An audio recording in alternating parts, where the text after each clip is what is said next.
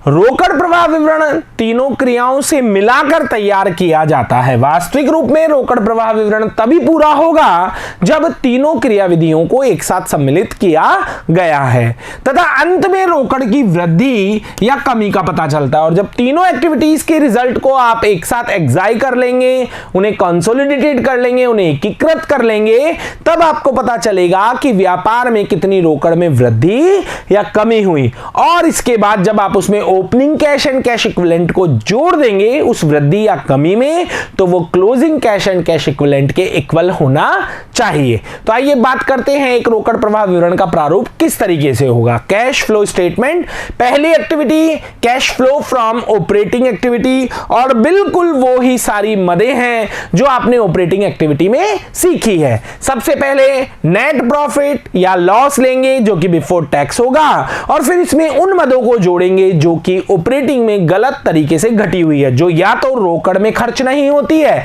या फिर वो परिचालन गतिविधि का खर्चा है ही नहीं, और उन मदों को वापस घटा देंगे जो ऑपरेटिंग एक्टिविटी से संबंध नहीं रखती है लेकिन लाभ में जुड़ी हुई है। आइए बात करते हैं डेप्रिसिएशन। डेप्रिसिएशन एक परिचालन गतिविधि की ही हानि है लेकिन ये रोकड़ में खर्च नहीं होती है, इसलिए हमने इसे वापस ऐड किया है। जो मदें कोष्ठक से बाहर है वो ऐड की जा रही हैं और जो कोष्ठक के अंदर हैं वो लेस की जा रही हैं।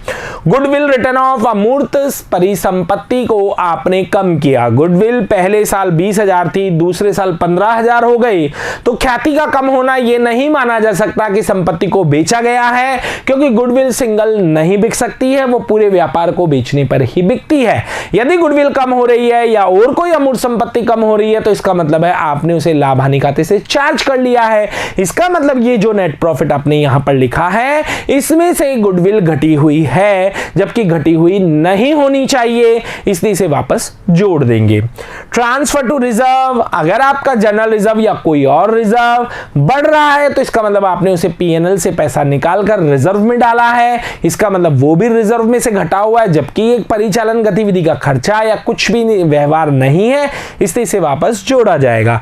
डिविडेंड चार्ज टू पीएनएल, आपने अपने अंशों पर डिविडेंड दिया और उसे पीएनएल से चार्ज किया, जबकि वो वित्तीय गतिविधि का खर्चा है या वित्तीय गतिविधि से संबंधित मद है, इसलिए इसे लाभों में वापस जोड़ा गया। Loss on sale of fixed assets, यदि किसी स्थायी संपत्ति को बेचने पर हानि होती है तो वो विनियोग गतिविधि की हानि है, लेकिन आपने उसे पीएनएल में से घटाया हुआ है, इसलिए उसे वापस ऐड किया गया। Loss on sale of investment, ये मद भी विनियोग गतिविधि से संबंधित है लेकिन यहां पर घटी हुई है, इसलिए इसे वापस जोड़ा गया है। अब बात करते हैं घटाने की मदें।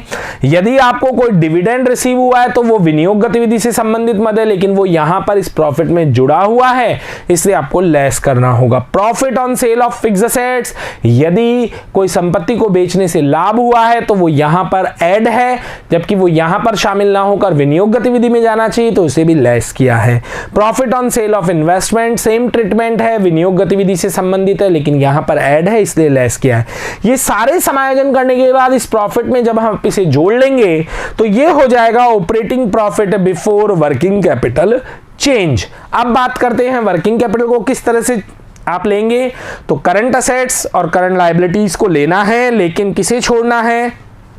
कैश एंड कैश इक्विवेलेंट मदों को, जैसे कि कैश एट बैंक है, कैश इन हैंड है, बैंक ओवरड्राफ्ट है, शॉर्ट टर्म डिपॉजिट्स हैं, इन्हें छोड़ दीजिए, बाकी सभी मदे ले लीजिए। इंक्रीज इन करंट असेट्स, यदि किसी करंट असेट्स में वृद्धि हो रही है तो उसे आपको कोष्ठक में रखना है क्योंकि इससे वर्किंग कैपिटल का इंपैक्ट है। डिक्रीज इन करंट असेट्स, अगर करंट असेट्स डिक्रीज हो रही है तो इसका मतलब पैसा रिसीव हो गया है, तो इसे ओपन में रखिए। इंक्रीज इन करंट लायबिलिटी, यदि करंट लायबिलिटी इंक्रीज हो रही है, यदि करंट लायबिलिटी इंक्रीज हो रही है तो इसका मतलब क्या है? व्यापार के अंतर्गत पैसा आया है, तो इसे आप ऐड कर दीजिए। और डिक्रीज इन करंट लायबिलिटी का मतलब है कि व्यापार के अंदर से पैसा गया है, आपने करंट लायबिलिटीज को पैसा चुका दिया है, तो उसे आप कोष्टक में रख दीजिए। इन सभी का परिणाम यहां पर रखा गया है और ऊपर जो कि operating profit before working capital change है, इसके साथ इसको मर्ज किया गया है। ये रिजल्ट निकल कर आया, इसे आप क्या कहेंगे, कैश जनरेटेड फ्रॉम ऑपरेशन। और उसके बाद आपको क्या लेस करना है, टैक्स पेड और ऐड करना है यदि आयकर की कोई वापसी हुई है तो। इसके बाद जो रिजल्ट निकल कर आएगा वो आपका ऑपरेटिंग एक्टिविटी का कौन सा रिजल्ट होगा, ऑपरेटिंग एक्टिविटी का वो फाइनल रिजल्ट होगा। तो उसे लिखा जाएगा नेट कैश इनफ्लो या आउटफ्लो फ्रॉम ऑपरेटिंग एक्टिविटी। अगली एक्टिविटी की बात करें तो अब आती है इसके बाद इन्वेस्टिंग एक्टिविटी। जो कैश फ्लो जो है वो कंटिन्यू चलता रहेगा स्टूडेंट्स, इस बात का ध्यान रखें। तो अब अगर इन्वेस्टिंग एक्टिविटी की बात करें तो उन्हीं मदों को लेना है जब आपने इन्वेस्टिंग एक्टिविटी को इंडिविजुअली समझा है, वो ही सभी मदे हैं। परचेज ऑफ फिक्स्ड असेट्स, इससे रोकड़ का बहिर्वाह हुआ है, पैसा गया है। परचेज ऑफ इन्वेस्टमेंट, इससे भी पैसा गया है। सेल ऑफ फिक्स्ड असेट्स, व्यापार के अंतर्गत पैसा आया है तो आपने इसे कोष्टक के बाहर रखा है। सेल ऑफ इन्वेस्टमेंट है, इससे भी पैसा आया है, इसे भी ओपन में रखना है। और डिविडेंड एंड इंटरेस्ट रिसीव्ड है, इससे भी आपको रोकड़ की प्राप्ति हुई ही है। अंतिम परिणाम इस तरीके से आपको शो करना होगा। अगर धनात्मक है तो cash inflow from investing activity और ऋणात्मक है तो cash outflow from investing activity. इसी तरीके से अब बात करते हैं cash inflow from financing activity, यानी कि फाइनेंसिंग एक्टिविटी से रिलेटेड आपको अब यहां पर मदे लेनी होगी। तो करंट लायबिलिटी को छोड़कर बाकी मदों को आप ले लीजिए।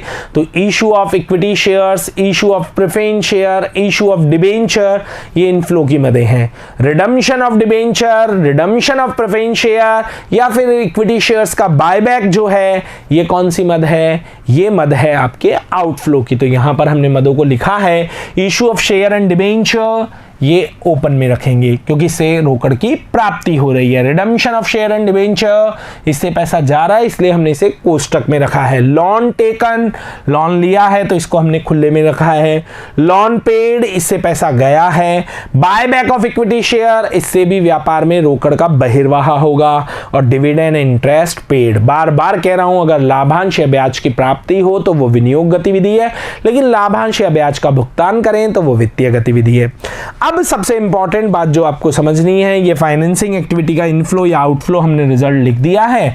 इसके बाद तीनों एक्टिविटीज के रिजल्ट को मिक्स करना है, ऑपरेटिंग, इन्वेस्टिंग और ये रहा फाइनेंसिंग। इन तीनों को मिक्स करने के बाद यहां पर लिखना है net cash increase oblique decrease a plus b plus c. A पर हमने ऑपरेटिंग को काउंट किया, बी पर हमने इन्वेस्टिंग को काउंट किया, सी पर हमने फाइनेंसिंग को काउंट किया। तो ये जो राशि निकल कर आई है ये बताएगी कि वर्ष के दौरान रोकड़ में कितनी वृद्धि हुई या कमी हुई। अगर ऋणात्मक शेष आए तो आपको लिखना है नेट कैश डिक्रीज, और अगर धनात्मक शेष आए तो आपको लिखना है नेट कैश इंक्रीज। अब अगर आगे बात करें तो opening cash and cash equivalent, ये आपको बैलेंस शीट से उठाकर रखना है। और सबसे इंपॉर्टेंट बात, इसे और इसे जोड़ने के बाद जो परिणाम निकल कर आए वो closing cash and cash equivalent के बराबर होना ही चाहिए, यानी आपके उत्तर की जांच प्रश्न में ही हो जाएगी। तीनों एक्टिविटीज के रिजल्ट में क्या जोड़ना है, opening cash and cash equivalent, और उस रिजल्ट को और opening cash and cash equivalent को दोनों को जोड़ने के बाद अगर हम बात करें तो यहां पर क्या होगा, वो दोनों किसके बराबर होने चाहिए, क्लोजिंग कैश इक्विवेलेंट के। तो अब आपकी पाठ्य पुस्तक में उदाहरण संख्या 7 इसी तरीके का दिया हुआ है। तो आइए शुरू करते हैं उदाहरण संख्या 7 को। दी गई सूचनाओं से पायोनियर लिमिटेड का रोकड़ प्रवाह विवरण तैयार कीजिए। आपको पायोनियर लिमिटेड का पूरा चिट्ठा दिया गया है और आपको तीनों क्रियाविधियों से रोकड़ प्रवाह विवरण तैयार करना है। सबसे पहली जो मद दी गई है वो अंश पूंजी दी गई है, और कितनी दी गई है, जो 2017 31 मार्च है उस दिन इसकी कीमत जो दी गई है पूंजी की वो 7 लाख, जबकि उससे पहले वाले वर्ष 2016 में 5 लाख। इस बात का विशेष तौर पर ध्यान रखें, यहां पर वर्ष आपको उल्टे दिए गए हैं, जैसा कि आपने वित्तीय विवरणों के विश्लेषण में भी सीखा है कि आप वर्षों को स्पेशली चेक कर लें कि वो सही क्रम में दिए गए हैं या नहीं। अगर सही क्रम में नहीं दिए गए हैं तो कंपैरिजन यूं ना कर यूं करना होगा। तो प्रथम वर्ष में जो पूंजी है वो 5 लाख है और द्वितीय वर्ष में जो पूंजी है वो 7 लाख है, तो 2 लाख रुपए बढ़ गई है। अगर नीचे कोई सूचना नहीं है तो आप कह सकते हैं इशू ऑफ शेयर्स, और ये फाइनेंसिंग एक्टिविटी में इनफ्लो यानी कि कोष्टक से बाहर लिखा जाएगा। संचय और अधिशेष, इसका जो अंतर है वो करंट ईयर का प्रॉफिट निकालने के काम में आता है और ऑपरेटिंग एक्टिविटी में लिया जाता है। दीर्घकालीन ऋण में आपको 10% बैंक ऋण नजर आ रहा है। प्रथम वर्ष में 1 लाख रुपए दिया गया है, जबकि द्वितीय वर्ष में 50,000 रुपए दिया गया है। इसका मतलब अगर नीचे कोई सूचना नहीं है तो 50,000 के लोन को रीपेड कर दिया गया है, वापस चुका दिया गया है। इसलिए फाइनेंसिंग एक्टिविटी में कोष्टक के अंदर दिखाया जाएगा, यानी कि ये आउटफ्लो है, रोकड़ का बहिर्वाह है। चालू दायित्व में लेनदार, बकाया किराया और लघुकालीन प्रावधान जो दिए गए हैं, तो लेनदार और बकाया किराया जो है वो तो आपके शामिल कर लिए जाएंगे कहां पर, ऑपरेटिंग एक्टिविटी में। और लघुकालीन प्रावधान के लिए क्या बताया गया है वो आगे देखेंगे। इसके बाद में यहां दिए गई है मूर्त परिसंपत्तियां 5 लाख से 5 लाख, इनमें कोई परिवर्तन नहीं है। लेकिन अमूर्त परिसंपत्ति 1 लाख से 95,000 हो रही है, यानी 5,000 रुपए कम हो रही है। अमूर्त परिसंपत्तियों का कम होना विक्रय नहीं माना जाएगा, इसे राइट ऑफ माना जाएगा। अपलिखित किया गया है तो ऑपरेटिंग एक्टिविटी में इसे जोड़ा जाएगा। इसके अलावा अगर बात करें तो विनियोग 1 लाख से 1 लाख दिए गए हैं, और फिर आपको दे रखी है 3 करंट असेट्स, जिसमें से आप स्टॉक यानी इन्वेंट्री को और डेटर को तो ले लेंगे ऑपरेटिंग एक्टिविटी में, और कैश एंड कैश इक्विवेलेंट को यहां ना लेकर तीनों एक्टिविटीज का रिजल्ट निकालने के बाद उसमें ओपनिंग कैश को आप जोड़ेंगे, यानी 2,05,000 को जब तीनों जो गतिविधियां हैं उनका जो परिणाम आ रहा है, जब आप उसमें 2,05,000 रुपए जोड़ेंगे तो आपका परिणाम निकल कर आना चाहिए 3,27,000। तभी आपके तीनों एक्टिविटीज या तीनों गतिविधियों का परिणाम सही माना जाएगा। आगे क्या क्या सूचनाएं दी गई है। इक्विटी शेयर कैपिटल जो फुटनोट्स दिए जाते हैं वो कुछ इस तरीके से दे रखे हैं। रिजर्व एंड सरप्लस 420 और 250 है, और जो शॉर्ट टर्म प्रोविजन है उसमें प्रोविजन फॉर टैक्स दिया गया है। प्रथम वर्ष का 30,000 है और द्वितीय वर्ष का 50,000 है। प्रोविजन फॉर टैक्स के बारे में आपको सिखाया गया है कि यदि नीचे समायोजन में इनकी सूचना हो तो आप इसका खाता बनाकर हल करेंगे, और सूचना नहीं है, सिर्फ ओपनिंग और क्लोजिंग बैलेंस ही दिए गए हैं। ओपनिंग 30,000 और क्लोजिंग 50,000, तो क्लोजिंग बैलेंस को आप ऑपरेटिंग एक्टिविटी में जोड़ेंगे, 50,000 रुपए जो क्लोजिंग बैलेंस है उसे जोड़ेंगे और 30,000 रुपए को ऑपरेटिंग एक्टिविटी में ही नीचे घटाएंगे।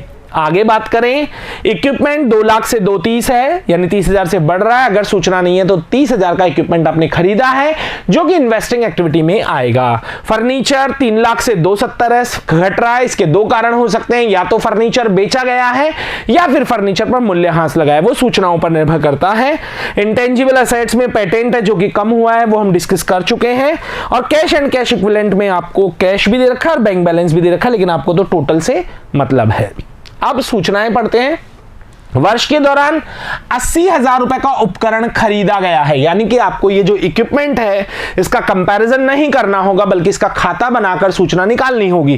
क्योंकि 2 लाख से 230 हो रहा है तो हम तो देख रहे हैं कि 30,000 का खरीदा गया है, जबकि ये कह रहा है नहीं आपने 80,000 का इक्विपमेंट खरीदा है। तो जो सूचनाएं छिपी हुई होंगी वो इक्विपमेंट अकाउंट से निकलकर अपने आप ही बाहर आ जाएंगी। उपकरण को 5,000 की हानि पर बेचा भी है, यानी आपने इक्विपमेंट खरीदा भी है और बेचा भी है। उपकरण और फर्नीचर पर क्रमशः 15,000 और 30,000 रुपए है, तो आपको उपकरण अकाउंट भी बनाना पड़ेगा और फर्नीचर अकाउंट भी बनाना पड़ेगा। 31 मार्च 2017 को 50,000 रुपए के ऋण का आपने भुगतान किया है, जो लोन है वो 50,000 का आपने चुकाया है।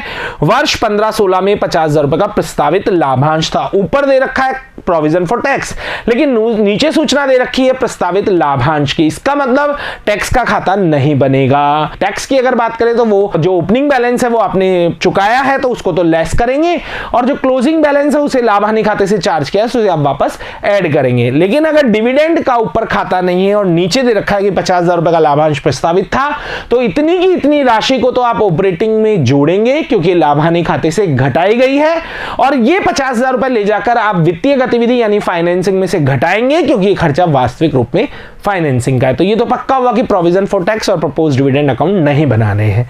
इक्विपमेंट अकाउंट बनाना होगा, फर्नीचर अकाउंट बनाना होगा और साथ ही साथ एक लोन अकाउंट बनाना होगा। बस 3 अकाउंट बनाने की जरूरत है। अब हम शुरू करने जा रहे हैं ऑपरेटिंग एक्टिविटी। ऑपरेटिंग एक्टिविटी को कैलकुलेट करने से पहले हमें करंट ईयर का प्रॉफिट चाहिए, वो मैं आपको बताना चाहूंगा। आपको 250 से 4,20,000 का प्रॉफिट नजर आ रहा है, यानी 2,50,000 प्रथम वर्ष था और दूसरे वर्ष 4,20,000 हो गया। इनका अंतर होता है 1,60,000 70,000 रुपए, उसमें आपको टैक्स जोड़ना होगा। टैक्स अगर बताऊं तो 50,000 रुपए जुड़ेगा, क्योंकि आपने घटाया कितना है 50,000, और घटेगा कितना 30,000, क्योंकि ओपनिंग बैलेंस 30 है, ये आपने चुकाया होगा। टैक्स के बारे में आपको यही समझाया कि ओपनिंग बैलेंस को ऑपरेटिंग में से घटाते हैं, ये उल्टे हैं, इसलिए ये ओपनिंग बैलेंस है, और 50,000 जो क्लोजिंग बैलेंस है उसे आप जोड़ेंगे। तो सबसे पहले नेट प्रॉफिट बिफोर टैक्स की गणना करते हैं, और नेट प्रॉफिट बिफोर टैक्स के लिए हमने वर्किंग नोट लगाया हुआ है और साथ ही साथ कुछ बातें इसमें डाली हैं, वो देखें। कर के लिए आयोजन का केवल प्रारंभिक व अंतिम शेष ही दिया गया है, अतः इसका खाता नहीं बनाया जाएगा। प्रारंभिक शेष को चुकाया हुआ, जो 30,000 प्रारंभिक शेष उसे चुकाया हुआ मानेंगे तो उसे नीचे घटाएंगे, और अंतिम शेष को चार्ज किया हुआ मानेंगे। तो नेट प्रॉफिट आफ्टर टैक्स जो आपको दिया गया है वो दिया गया है 1,70,000 रुपए। ये 1,70,000 कैसे है मैं आपको बता देना चाहूंगा। 4,20,000 का शेष रिजर्व एंड सरप्लस का इस बार दिया हुआ है, और 2,50,000 का प्रारंभिक शेष दिया हुआ है। जब आप इसका अंतर निकालते हैं स्टूडेंट्स तो आपको पता चलता है कि 1,70,000 रुपए, और करंट ईयर का टैक्स कितना है 50,000 रुपए। इसे जब हम जोड़ते हैं तो करंट ईयर का प्रॉफिट आ जाता है 2,30,000 रुपए, 2,20,000 रुपए।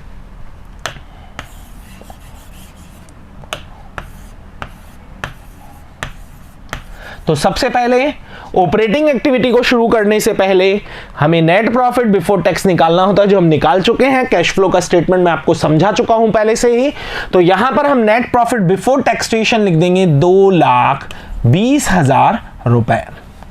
अब कौन कौन सी मदें इसमें जोड़ी जाएंगी, तो सबसे पहले मैं आपको बताना चाहूंगा, यहां जो मदें हमने निकाली है उसकी अगर बात करूं तो आपको 10% लोन नजर आ रहा होगा 1,00,000 रुपए का, जिसमें से आपने 50,000 का ऋण चुकाया है, लेकिन उसके चुकाने की तारीख नहीं दे रखी, ये दे रखी है 31/3/17 को आपने 50,000 रुपए का ऋण चुकाया है। इसका मतलब पूरे वर्ष के दौरान आपने 1,00,000 रुपए के ऋण को यूज किया है। तो जो ब्याज चुकाएंगे वो भी आप 1,00,000 रुपए के ऋण पर ही भुगतान करेंगे, लेकिन 1,00,000 का 10% 10,000 रुपए होता है। यहां मैं ऑपरेटिंग में आपको क्यों समझा रहा हूं, ये तो फाइनेंसिंग का खर्चा है ऋण पर ब्याज चुकाना, लेकिन ये आपने अपने लाभानी खाते से घटा रखा है, इसलिए एक तो 10,000 रुपए ब्याज के जोड़ेंगे। इसके अलावा 5,000 रुपए की हानि पर आपने उपकरण बेचा है तो 5,000 रुपए हानि के जोड़ेंगे, क्योंकि loss on sale of equipment operating activity में जुड़ेगा, क्योंकि ये यहां से घटा हुआ जबकि घटना नहीं चाहिए। डेप्रिसिएशन जो कि एक नॉन कैश खर्चा होता है, 15,000 रुपए डेप्रिसिएशन एक है और 30,000 रुपए डेप्रिसिएशन एक है, इन दोनों डेप्रिसिएशंस को जोड़ा जाएगा। 50,000 रुपए का प्रस्तावित लाभांश है, ये जोड़ा जाएगा, और साथ ही साथ और मदों को अगर हम देखें तो हमें नजर आ रहा है इंटेंजिबल एसेट्स में क्या चीज नजर आ रही है, पेटेंट, जो कि 1,00,000 से 95,000 रुपए का ये राइट ऑफ है। तो आइए गैर रोकड़ी मदों को और नॉन ऑपरेटिंग मदों को हम ट्रीट करते हैं। डेप्रिसिएशन ऑन इक्विपमेंट जो कि है 15,000, और डेप्रिसिएशन ऑन फर्नीचर जो कि है 30,000, जो कि समायोजन में दिया गया है। पेटेंट रिटर्न ऑफ स्टूडेंट्स वो है 5,000 रुपए। Loss on sale of equipment जो कि सवाल में दिया गया है, आपने कितने की हानि पर बेचा है 5,000 रुपए की हानि पर, तो ये भी ले लीजिए 5,000 रुपए। ये सब जुड़ेंगे क्योंकि ये लाभों में से घटे हुए हैं। इंटरेस्ट ऑन बैंक लोन आपको समझाया, आप कंफ्यूज ना हो। आपको प्रारंभिक वर्ष का जो शेष दे रखा है वो 1,00,000 है लोन का, और अंतिम वर्ष का जो शेष है वो 50,000 रुपए। तो आप ये कंफ्यूज ना हो कि हम कितने पर ऋण देंगे। वैसे भी अगर कोई सूचना ना हो तो प्रारंभिक शेष पर ब्याज निकाला जाता है, लेकिन हाँ अगर ये सूचना 31/3/17 की जगह ऐसे लिखा होता है 1 अप्रैल 2016 को शोधन कर दिया गया है, ऋण चुका दिया गया, तो आप क्लोजिंग बैलेंस पर निकालते, क्योंकि आपने साल के शुरू में 50,000 के ऋण को अगर चुका दिया तो आप उस पर ब्याज नहीं देंगे। लेकिन यहां पर क्या लिखा हुआ है कि आपने जो चुकाया है वो 31 मार्च 2017 यानी साल के अंत में चुका है। इसका मतलब पूरे साल 1,00,000 रुपए का ऋण प्रयोग किया है। 1,00,000 का 10% 10,000 रुपए जो ब्याज होता है वो फाइनेंसिंग का खर्चा है, लेकिन ऑपरेटिंग में से घटा हुआ है, इसलिए हमने से यहां पर 10,000 रुपए ऐड किया है। इसके अलावा अगर बात करें तो प्रपोज्ड डिविडेंड प्रस्तावित लाभांश, जब लाभांश की एक ही राशि दी जाए उसका खाता ना दिया जाए तो उतना का उतना तो आपको ऑपरेटिंग में जोड़ना है, क्योंकि ये मानना है कि टैक्स घटा दिया है तो डिविडेंड भी घटा दिया है, तो यहां से घटा हुआ इसलिए 50,000 यहां जोड़ेंगे और फाइनेंसिंग एक्टिविटी में भी 50,000 रुपए लेस करेंगे। तो यहां पर ये 50,000 रुपए आप क्या कर देंगे, ऐड कर देंगे। अब इन सभी मदों को जब हम जोड़ते हैं तो इनका टोटल आ रहा है आपके 50 और 50 1,15,000। सभी जोड़ने की मदें हैं, 2,20,000 में 1,15,000 जब आप जोड़ते हैं तो 3,35,000 आता है cash operating profit before working capital change. Working capital से पहले ऑपरेटिंग प्रॉफिट आ गया है। अब वर्किंग कैपिटल के लिए हमें करंट असेट्स और करंट लायबिलिटीज को लेना होगा। तो यहां पर अगर हम देखें तो सबसे पहले बात करते हैं क्रेडिटर या ट्रेड पेएबल, जिन्हें हम बोलते हैं 50,000 से 45,000। तो डिक्रीज इन ट्रेड पेएबल कोष्टक में लिखे जाएंगे। तो डिक्रीज इन ट्रेड पेएबल 5,000 रुपए आप कोष्टक में लिख दीजिए, क्योंकि इसका मतलब है कैश आउटफ्लो हुआ है। इसके बाद में अगर बात की जाए तो बकाया किराया जो है वो 5,000 से 7,000 हो रहा है, यानी बढ़ रहा है। तो increase in outstanding rent 2,000 open में लिखे जाएंगे, और प्रोविजन को लेना नहीं है क्योंकि वो प्रोविजन फॉर टैक्स से संबंधित है और उसको हम कर चुके हैं। उसके बाद में अगर हम चले आगे तो अब आपको नजर आता है ट्रेड रिसीवेबल, जो कि आपको कितना नजर आ रहा है 80,000 से 1,20,000, यानी ट्रेड रिसीवेबल 40,000 से बढ़ रहे हैं, तो ये बंद में आएंगे, इंक्रीज इन ट्रेड रिसीवेबल। इसके बाद अगर बात की जाए स्टूडेंट्स तो हम बात करना चाहेंगे इन्वेंट्री के बारे में। इन्वेंट्री का जो अमाउंट है वो 50,000 से 1,30,000 हो रहा है, यानी 80,000 रुपए ये भी बढ़ रहा है, तो ये भी बंद में आएगा। और अब इनका अगर हम रिजल्ट निकालें तो इसका परिणाम जो होगा वो क्या होगा वो देखिएगा आप।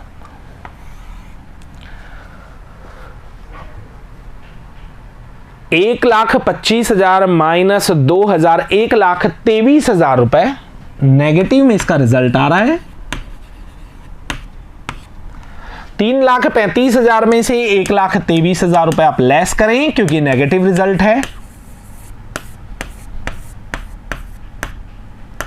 2,12,000 आ गया कैश जनरेटेड फ्रॉम ऑपरेशन, और जैसा कि आपको सिखाया गया है कि कैश जनरेटेड फ्रॉम ऑपरेशन के बाद टैक्स पेड घटाया जाता है, और प्रश्न में आपको बताया गया है कि यहां पर टैक्स पेड ओपनिंग बैलेंस 30,000 रुपए को मानना है। तो यहां पर टैक्स पेड आप 30,000 रुपए लेस कर दीजिए, और जब आप 30,000 रुपए लेस करते हैं तो आपका जो परिणाम निकल कर आता है ऑपरेटिंग एक्टिविटीज का, वो निकल कर आता है 1,82,000 रुपए। 30,000 रुपए लेस करने के बाद ऑपरेटिंग एक्टिविटी का रिजल्ट बच रहा है 1,82,000 रुपए। ऑपरेटिंग एक्टिविटी को कंप्लीट करने के बाद हम बात करना चाहेंगे इन्वेस्टिंग एक्टिविटी की। इन्वेस्टिंग एक्टिविटी से रिलेटेड कौन सी मदें? सिर्फ 2 मदें हैं यहां पर स्टूडेंट्स, एक इक्विपमेंट है और एक फर्नीचर है, और साथ ही साथ विनियोग भी यहां पर दे रखे हैं, लेकिन विनियोग बराबर है, इससे इनका कोई फर्क पड़ने वाला नहीं है। तो चलिए बात करते हैं सबसे पहले इक्विपमेंट की, जिसका ओपनिंग बैलेंस 2 लाख है और क्लोजिंग बैलेंस 2,30,000। तो हमें पहले इक्विपमेंट अकाउंट बनाना होगा। इक्विपमेंट अकाउंट का ओपनिंग बैलेंस 2 लाख रुपए संपत्ति है, इसलिए इसका ओपनिंग बैलेंस डेबिट में लिखा जाएगा, और क्लोजिंग बैलेंस 2,30,000। अब जैसे जैसे प्रश्न में सूचना दी गई है वो चीजें हम लिख देते हैं। जैसे कि कहा गया है कि इक्विपमेंट पर 15,000 रुपए का मूल्यह्रास लगाया गया, जिसकी एंट्री होगी depreciation account debit to equipment, तो बाय डेप्रिसिएशन 15,000 रुपए। साथ ही साथ हमें बताया गया है कि इक्विपमेंट को हमने 5,000 की हानि पर बेचा है, और 80,000 का इक्विपमेंट हमने खरीदा है, तो equipment account debit to cash 80,000 रुपए। साथ ही साथ 5,000 की हानि पर बेचा है, ये हमें बताया गया, तो हानि इधर की तरफ आएगी क्योंकि एंट्री होगी PNL account debit to equipment, तो पीएनएल 5,000 रुपए। अब जो अंतर की राशि होगी, हमें ये तो बताया गया है प्रश्न में कि हमने इक्विपमेंट को 5,000 की हानि पर बेचा, लेकिन ये नहीं बताया गया कितने में बेचा, तो वो एक खाता बनाकर निकाला जा सकता है। तो इधर का योग आ रहा है 2,80,000 रुपए, और उधर का योग आ रहा है 2,50,000 रुपए। तो इसका मतलब आपने 30,000 रुपए में इक्विपमेंट को बेचा है। जरूर उसका मूल्य 35,000 रहा होगा, 5,000 की हानि को पर बेचने के बाद वो 30,000 में बिका है। तो इस तरह से अज्ञात मदों को ज्ञात किया जा सकता है। तो ये 30,000 रुपए जो हमने ज्ञात किए वो खाता बनाकर ज्ञात किए। अब इक्विपमेंट में क्या क्या दिखाया जाएगा? ये जो 80,000 रुपए है ये आउटफ्लो है क्योंकि पैसा गया है, तो इक्विपमेंट परचेज के नाम से 80,000 कोष्टक में लिखे जाएंगे, और सेल ऑफ इक्विपमेंट 30,000 ओपन में यानी कि कोष्टक के बाहर लिखे जाएंगे। बस इसमें ये ही मदें आने वाली हैं। तो आइए बात करते हैं इक्विपमेंट की। तो यहां पर इक्विपमेंट का जो मूल्य दिया गया है वो कितना कितना दिया गया है? इक्विपमेंट का जो मूल्य दिया गया है स्टूडेंट्स, वो दिया गया है आपको equipment proceed from sale of equipment दिया गया है। इक्विपमेंट को जो आपने बेचा है वो कितने में बेचा है? इक्विपमेंट को बेचा है आपने 30,000 में, और इक्विपमेंट की अगर खरीद की बात की जाए, परचेज ऑफ न्यू इक्विपमेंट, तो परचेज ऑफ न्यू इक्विपमेंट आपका है 80,000 रुपए। साथ ही साथ प्रश्न में जब आप विनियोगों को देखते हैं तो आपको पता लगता है कि विनियोग जो हैं प्रथम वर्ष में दिए गए हैं शून्य और दूसरे वर्ष में हो गए हैं 1 लाख। इसका मतलब आपने विनियोगों को 1 लाख रुपए से पूरा क्रय किया है, उसका खाता बनाने की आवश्यकता नहीं है। नॉर्मल कंपैरिजन से ही पता चल रहा है कि वो 0 से 1 लाख हो रहे हैं। तो परचेज ऑफ इन्वेस्टमेंट आ जाएंगे 1 लाख रुपए। ये भी आउटफ्लो हुआ है, इसलिए इसे भी आप कोष्टक में रखेंगे। और जब आप इन तीनों जो मदे हैं उनका रिजल्ट निकालते हैं तो ये आता है 1,50,000 रुपए। और ये क्या है? नेगेटिव रिजल्ट है। क्यों है नेगेटिव रिजल्ट? क्योंकि माइनस की मदें ज्यादा हैं। तो ये 1,50,000 रुपए आप इस तरीके से लिखते हुए यहां इसे कोष्टक में रख देंगे, क्योंकि ये कैश आउटफ्लो है, और इसे यहां पर आप ब्लॉक कर देंगे। फर्नीचर की अगर बात की जाए तो फर्नीचर को आप देख रहे हैं जो कि 3 लाख से 270 हो रहा है। हमने इसे इन्वेस्टिंग एक्टिविटी में शामिल ही नहीं किया। क्यों नहीं शामिल किया? क्योंकि इसका अमाउंट अपने आप ही सेटिस्फाई हो रहा है, जो हम आपको अकाउंट बनाकर भी अभी आपको समझा देंगे किस तरीके से यहां लिखा हुआ है कि फर्नीचर पर आपने 30,000 रुपए का हाथ लगाया है। और आप देख सकते हैं फर्नीचर के मूल्य में भी 30,000 की ही कमी है। इसका मतलब फर्नीचर में जो कमी हुई है वो मूल्यह्रास के कारण हुई है। तो फर्नीचर से ना तो रोकड़ आया है और ना ही रोकड़ गया है। तो यहां पर अगर हम फर्नीचर की बात करें तो फर्नीचर अकाउंट बना लेते हैं। फर्नीचर अकाउंट भी इसमें दिया गया है। ओपनिंग बैलेंस जो है स्टूडेंट्स वो है 3 लाख रुपए और क्लोजिंग बैलेंस जो है वो है 2,70,000 रुपए।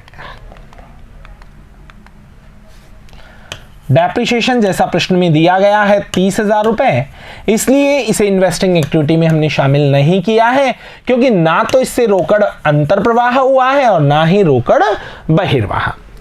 अब बात करते हैं फाइनेंसिंग एक्टिविटी की। और फाइनेंसिंग एक्टिविटी में किसे शामिल किया जाएगा? फाइनेंसिंग एक्टिविटी में शामिल किया जाएगा जैसे कि शेयर कैपिटल, जो कि हो रही है कितने से? 5 लाख से 7 लाख। तो इशू ऑफ शेयर 2 लाख, नीचे कोई सूचना नहीं है इसलिए इशू ऑफ शेयर 2 लाख माने जाएंगे। इसके बाद में दीर्घकालीन ऋण 1 लाख से 50,000 हो रहा है, जिसका हम अभी अकाउंट भी बनाएंगे और सवाल में भी दिया गया है कि 50,000 का ऋण चुकाया है। आइए पहले इसका अकाउंट ही तैयार कर लेते हैं। अगर हम लोन की बात करें तो ओपनिंग बैलेंस जो लोन का है वो है 1 लाख, क्लोजिंग बैलेंस दिया गया है 50,000 और नीचे सूचना दी गई है कि आपने 50,000 का लोन चुका दिया है। तो ये खाता भी अपने आप बराबर हो गया है, लेकिन ये फर्नीचर की तरह नहीं है, इससे कैश का फ्लो हुआ है क्योंकि 50,000 रुपए आपने लोन चुकाया है। अगर इसकी सूचना नहीं बनाएंगे आप खाता तो भी चलेगा, लेकिन जिनकी सूचना नीचे दी जाए उनका अकाउंट बना लेना चाहिए ताकि अगर कोई अज्ञात मद हो तो वो उससे निकल सके। तो हम बात कर रहे थे फाइनेंसिंग एक्टिविटी की, और फाइनेंसिंग एक्टिविटी में 2 लाख रुपए इशू ऑफ शेयर लिखे जाएंगे, 50,000 रुपए लिखे जाएंगे लोन पेड के नाम से, साथ ही साथ 10,000 रुपए आपने 1 लाख पर ब्याज चुकाया है वो लिखा जाएगा इंटरेस्ट ऑन लोन 10,000 रुपए, जो कि बंद में लिखा जाएगा क्योंकि पैसा गया है। और अगर बात की जाए तो 50,000 रुपए का लाभांश। लाभांश क्यों लिखा जाएगा? क्योंकि लाभांश होता ही फाइनेंसिंग एक्टिविटी का, और जब एक ही अमाउंट दिया जाए तो उतना का उतना ही ऑपरेटिंग एक्टिविटी में जोड़ना है और उतना ही फाइनेंसिंग में से लेस करना है। तो आइए अब तैयार करते हैं हम फाइनेंसिंग एक्टिविटी। तो यहां फाइनेंसिंग एक्टिविटी में इश्यू ऑफ शेयर कैपिटल कितना? 2 लाख, जो कि ओपन में लिखा जाएगा। रीपेमेंट ऑफ बैंक लोन 50,000, क्योंकि आपने 50,000 का लोन चुकाया है। पेमेंट ऑफ डिविडेंड 50,000, क्योंकि आपने 50,000 का लाभांश चुकाया है। और payment of interest on bank loan 10,000, क्योंकि 10,000 का आपने ब्याज चुकाया है। तो यहां पर अगर बात की जाए तो ये 10,000 भी आप कोष्टक में रखिए क्योंकि पैसा गया है। और अगर इनका रिजल्ट निकाला जाए तो ये आता है 90,000 रुपए ओपन में। तो net cash inflow from financing activity. अब क्या करना होगा? तीनों एक्टिविटीज के परिणाम को मिक्स करना होगा। तो ऑपरेटिंग का 1,82,000 इनफ्लो था और फाइनेंसिंग का 90,000 इनफ्लो था। पहले इन दोनों को आप जोड़ लीजिए और उसमें से इन्वेस्टिंग को लेस कर दीजिए। क्यों लेस कर दीजिए? क्योंकि इन्वेस्टिंग में इनफ्लो नहीं हुआ है बल्कि आउटफ्लो हुआ है। तो यहां पर 1,50,000 रुपए को लेस करने पर हमें जो राशि पता चलती है वो पता चलती है 1,22,000 रुपए। तो नेट कैश इंक्रीज 1,22,000 रुपए। अब क्या करना होगा, इसमें opening cash and cash equivalent को जोड़ना होगा। और जब आप opening cash and cash equivalent को देखते हैं तो वो है 2,05,000 रुपए। 2,05,000 रुपए आप जब इसमें जोड़ेंगे स्टूडेंट्स तो इसका result closing cash and cash equivalent के इक्वल आना चाहिए, जो कि आ रहा है 3,27,000 रुपए। इसका मतलब आपके द्वारा किया गया प्रश्न पूर्णतः सही है। अगर नेट कैश इंक्रीज या डिक्रीज, जो अगर डिक्रीज आए तो क्लोज ओपनिंग कैश में से लेस करेंगे, और अगर इंक्रीज आए तो ओपनिंग कैश में से ऐड करेंगे, और परिणाम क्लोजिंग कैश के इक्वल होना चाहिए। इसी के साथ उदाहरण संख्या 7 पूरा होता है और हमने इन सभी चीजों को ढंग से समझ लिया है।